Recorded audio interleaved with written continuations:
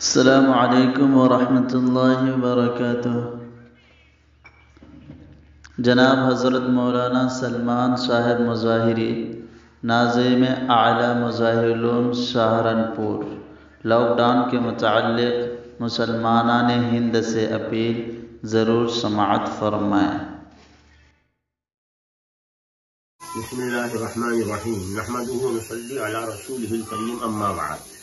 موجودہ پریشان کن حالات سے تمام لوگ واقف ہیں۔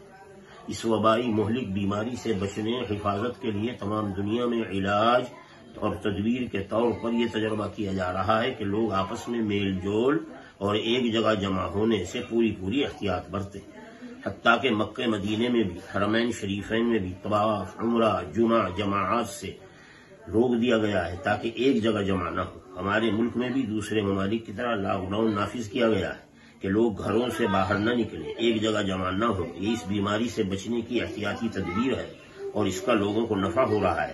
اپنی جان کی حفاظت اور جان بچانا شریعت اسلام میں فرض ہے اور اس کے لیے تدبیر اختیار کرنے اور احتیاط رکھنے کا مذہب اسلام نے پورا حکم دیا ہے۔ میری تمام بھائیوں سے درخواست ہے کہ وہ سرکاری انتظامیہ کی جانب سے تمام ہدایات اور احتیاطی تدابیر پر 100% عمل کریں۔ اپنے اپنے محلوں میں اور حلقوں میں سرکاری انتظامیہ کا پورا تعاون کریں۔ پڑھے لکھے لوگ، ائمہ حضرات اور دیگر سمجھدار لوگ دوسرے حضرات کو سمجھائیں اور اس کا فائدہ بتلائیں۔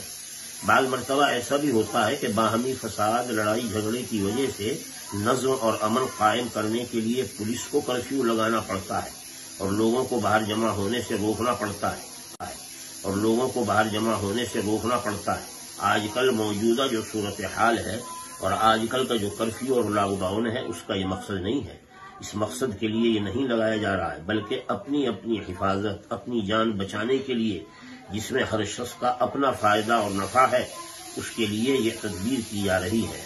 میں امید رکھتا ہوں کہ تمام لوگ اپنے اپنے حلقے اور سرکاری انتظامیہ کا پورا تعاون کریں۔ اس سے پہلے بھی مدرسہ مظاہر العلوم سہارنپور کی طرف سے لوگوں کو اس سلسلے میں بار ہدایات دی گئیں اور ان کو بتلایا گیا کہ ان امور پر عمل کرنا شرعاً بھی ضروری ہے۔ اللہ تعالی ہم سب کی حفاظت